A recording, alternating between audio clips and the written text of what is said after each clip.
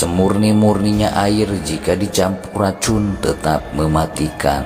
Ilmu pengetahuan seperti air, tapi jika percaya semesta seperti bola sepak dan mengelilingi matahari, terkadang membuat ilmu pengetahuan itu sendiri justru mematikan jiwa. Sebab pemahaman seperti itu membunuh konsep energi. Untuk memahami konsep energi, Anda perlu memahami simbol sebagai fungsi penyaluran energi. Contohnya, beberapa monumen atau bangunan unik selain sebagai simbolik, juga manfaatnya untuk penyaluran energi. Tapi bangunan itu tak akan berguna tanpa partisipasi manusia untuk melaksanakan ritus di dalamnya. Contohnya seperti simbolik bangunan kubah, bangunan tersebut akan menyerap energi di sekitarnya. Jika Anda cermati bahwa bangunan paling penting di muka bumi akan dibangun di titik persilangan atau ley lines, ini adalah titik sesuai geometri suci yang berada di langit. Jika Anda memahami bumi mengelilingi matahari yang dinamai heliosentrik, maka tidak akan ada pemahaman geometri suci, karena geometri suci adalah pengetahuan geosentrik atau matahari, bulan, bintang mengelilingi bumi.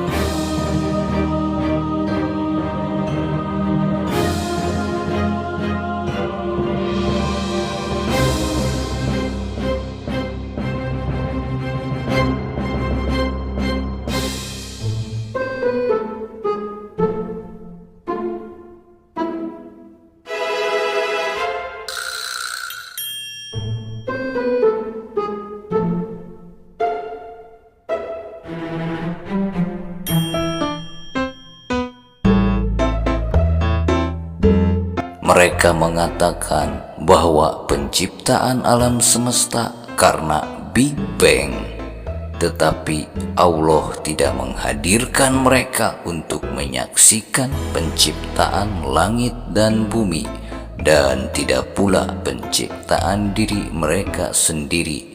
Dan tidaklah Allah mengambil orang-orang yang menyesatkan itu sebagai penolong.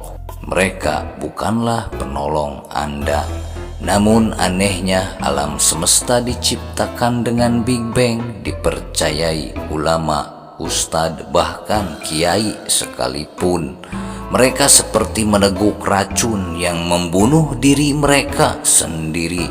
Kemudian mereka mencari ayat Allah untuk mendukung prasangkaan pikiran mereka sendiri.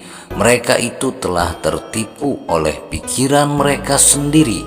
Mereka bahkan tidak tahu perbedaan akal dan pikiran.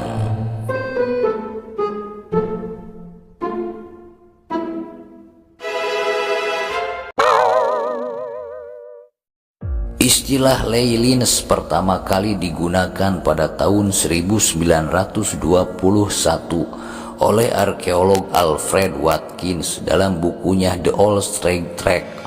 Jadi ketika bangunan itu dibangun tepat di bawah geometri suci seperti Masjid Al-Aqsa, Ka'bah, Borobudur, Piramida Giza, dan lain-lain, dan arsitektur diselaraskan, maka akan terbangun sebuah Stargate atau gerbang bintang yang membuat pintu menuju dimensi lain menjadi terbuka dan saling bersinggungan.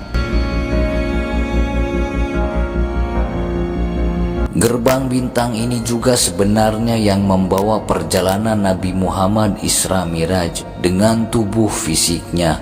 Beliau mengalami gerbang bintang. Inilah yang disebut Buraq, sebuah gerbang gaib, dan ketika Nabi Muhammad melakukan ritual tertentu tepat di bawah geometri suci dan bangunan yang mendukung tersalurnya energi ke langit, maka Stargate atau gerbang bintang akan terbuka sehingga beliau Shallallahu Alaihi Wasallam mengalami perjalanannya, yaitu Isra Miraj, dengan tubuh dan jiwanya.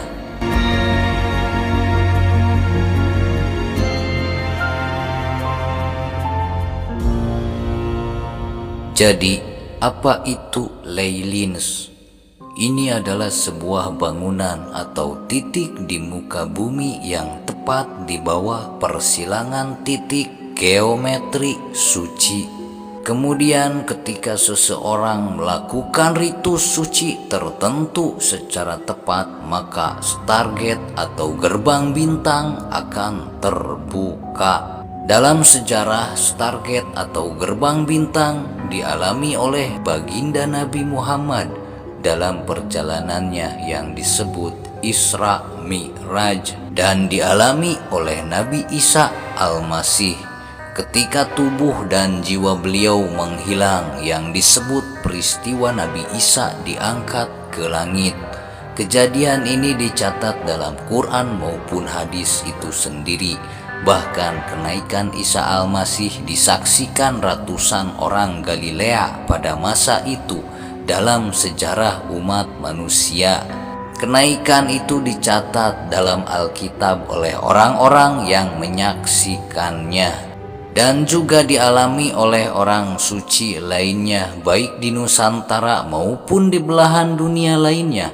Orang Buddha menyebutnya terbukanya gerbang nirwana. Dan di masa depan gerbang bintang ini akan dibuka oleh Al-Mahdi. Yang jelas saya tidak tahu apakah Al-Mahdi memang bisa membukanya atau terjadi karena beliau melakukan sebuah ritus di sebuah masjid yang tepat di bawah geometri suci. Kemudian secara tidak sengaja gerbang bintang terbuka dan keluarlah Nabi Isa. Tapi tidak ada yang kebetulan, pastilah Imamul Mahdi diberi pengetahuan untuk mengetahui pengetahuan gerbang bintang ini, sehingga membuka gerbang cahaya dan keluarlah Nabi Isa alaihi wassalam. Kembalinya Nabi Isa alaihi wassalam dengan tubuh dan jiwanya adalah kepastian dan sangat masuk akal jika Anda memahami adanya gerbang bintang ini. Oleh karena itu disebutkan dalam hadis, Isa Al-Masih ibnu Maryam turun di Masjid Damaskus ketika Al-Mahdi hendak sholat. Tapi di akhir zaman ini kebanyakan manusia tidak percaya tentang kembalinya Nabi Isa, khususnya orang-orang spiritual. Mereka menganggap hal itu tak masuk akal karena mereka teracuni konsep heliosentrik. Mereka menganggap Nabi Isa alaihi wassalam sudah wafat dan tak akan kembali. Yang kembali hanyalah ruh atau kesadarannya. Itu kata orang spiritual. Kalau masalah ruh, ya setiap orang juga memiliki ruh. Masalah kesadaran, setiap kesadaran berbeda-beda. Kesadaran dan ingatan Nabi Isa ya milik Nabi Isa. Tidak mungkin diwariskan kesadaran dan ingatan Nabi Isa kepada orang lain. Contohnya, ingatan dan kesadaran Anda tidak mungkin bisa ditiru oleh saya. Ingatan dan kesadaran Anda ya milik Anda, dan kembalinya Nabi Isa adalah kepastian. Jika ada yang mengatakan tak masuk akal tentang kembalinya Nabi Isa dengan tubuh dan jiwanya, itu karena akal mereka belum sampai. Itu kenyataannya, terlepas mereka percaya atau tidak, memahaminya atau tidak. Gerbang bintang adalah sebuah pintu yang menghubungkan alam materi dan alam lainnya. Jadi hari ini alam semesta dibalut dengan kegelapan. Salah satu alasan mistisnya adalah karena gerbang bintang dibuka melalui arsitektur yang memanggil kegelapan, bukan memanggil cahaya. Jadi inilah manfaatnya tempat-tempat suci dan simbolnya, itu sangat penting. Pengetahuan ini hanya ada dalam kosmologi geosentrik. Jika Anda memahami heliosentrik, maka tidak akan ada pengetahuan geometri suci. Heliosentrik hanya menyuguhkan pengetahuan satelit di luar angkasa dan meteor. Pemuja setan mengerti betul ini. Mereka membangun simbol kegelapan di bawah geometri langit, seperti bangunan piramida, obelis, dan lain-lain yang menyimbolkan kegelapan, agar gerbang kegelapan yang terbuka dan gerbang cahaya semakin sempit.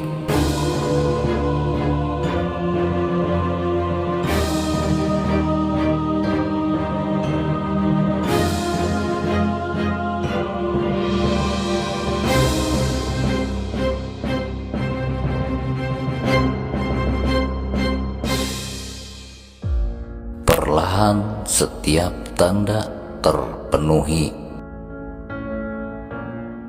Perlahan disingkapkan setiap tanda kepada diri-diri yang bersih.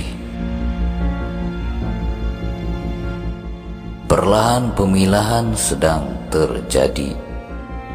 Perlahan tapi pasti seleksi alam karena perintah ilahi sedang berlangsung. Saat itu semakin dekat. Dekat bukan karena adanya jarak tempuh, melainkan semakin dekat karena laku hidup penghuni semesta. Semesta memperlihatkan tanda-tandanya. Orang yang memiliki mata bisa melihatnya, tetapi ada juga mereka yang memiliki mata namun tidak bisa melihatnya. Mereka yang memiliki pendengaran bisa mendengar tandanya, tetapi ada juga yang memiliki pendengaran namun tidak mampu mendengarnya. Sangat ajaib, sangat aneh, tapi keanehan itu nyata terjadi.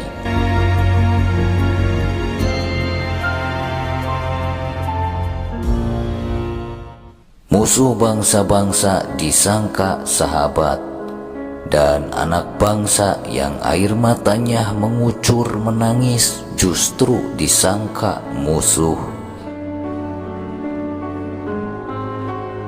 Iblis disetarakan dengan malaikat, bahkan dipuja melebihi Tuhan. Hanya satu yang tidak tunduk kepada Tuhan di alam semesta ini, itu iblis. Hanya satu juga yang tidak tunduk kepada manusia, yaitu hawa nafsu yang selalu meninggi ke atas seperti api dalam tungku. Hanya melalui hawa nafsu iblis dan setan terhubung dengan manusia. Ritus dan ritual pemujaan hawa nafsu semakin marak digencarkan agar manusia terhubung dengan sang iblis. Sementara ritus dan ritual suci selalu diremehkan, padahal spirit tanpa ritual adalah jalan setan. Setiap diri perlu ritus dan ritual untuk spiritnya. Oleh karena itu agama disebut spiritual, spirit dan ritual. Inilah keadaan manusia ketika ilmu dicabut dari akarnya. Terselubung gelap yang memikat. Wajah buruk yang gelap dipoles dengan tipu daya sehingga tampak cantik. Setiap diri terpesona dengan kecantikan palsu. Ketika air hujan turun, polesan itu luntur, maka terbelalaklah mata mereka melihat wajah penyihir yang gelap dan buruk rupa. Setan-setan dari kalangan manusia dan jin tidak ingin manusia terhubung dengan roh suci. Dan tidak ada bagi seorang manusia pun bahwa Allah berkata-kata dengan dia, kecuali melalui perantaraan wahyu atau di belakang tabir, atau dengan mengutus utusan lalu diwahyukan kepadanya dengan seizinnya apa yang dia kehendaki. Sesungguhnya dia maha tinggi lagi maha bijaksana. Demikianlah kami mewahyukan kepadamu ruh dengan perintah kami.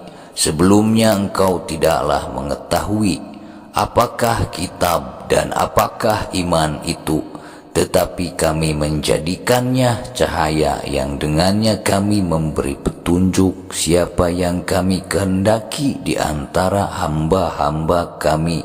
Sesungguhnya engkau benar-benar membimbing ke jalan yang lurus.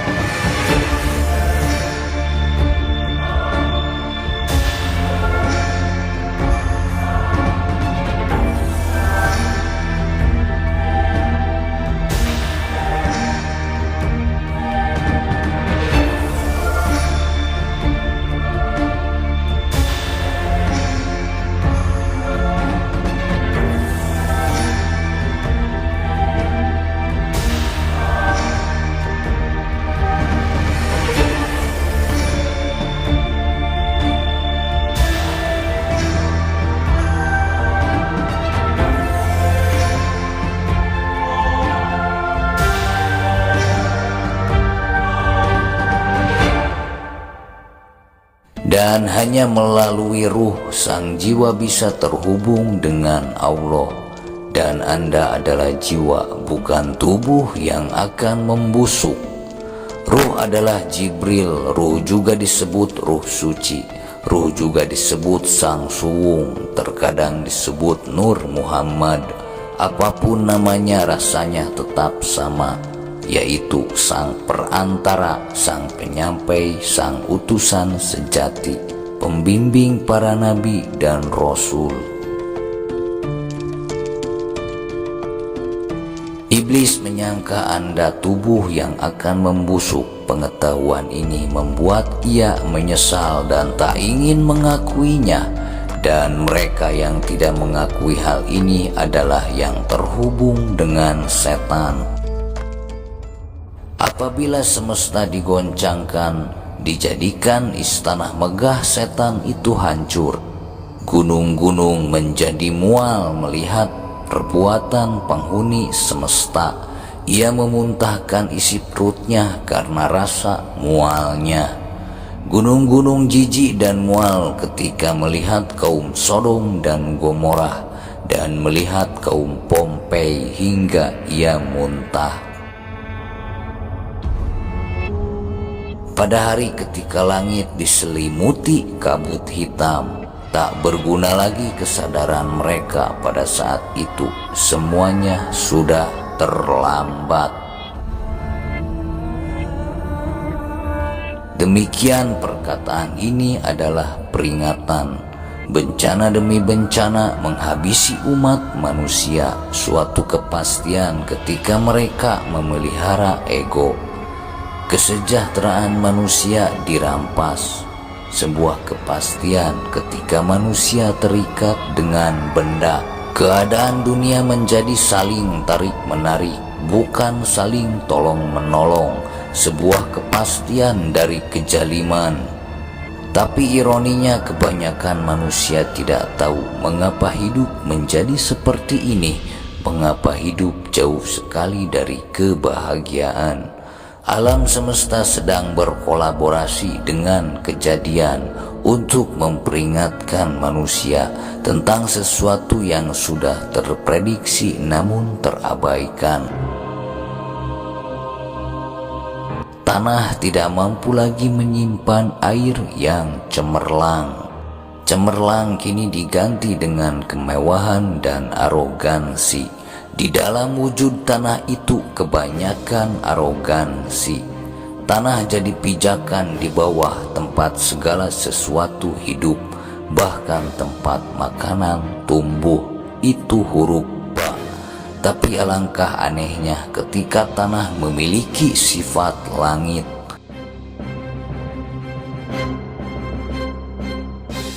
Api tidak lagi berfungsi untuk kemanfaatan. Api kini menjadi dasar untuk menyentuh, dan segala yang disentuh api jadi rusak.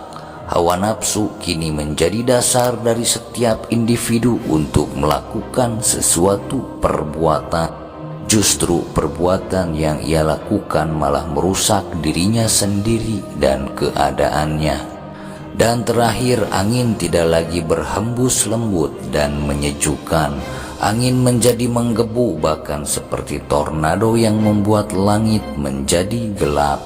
Syahwat dan cinta tidak lagi membuat diri manusia menjadi lembut dan penuh kasih, melainkan menjadikan manusia menjadi semakin haus, membuat kepalanya beku dan pikirannya hitam atau otak mesum. Kita tutup pembahasan sampai di sini. Wassalamualaikum warahmatullahi wabarakatuh.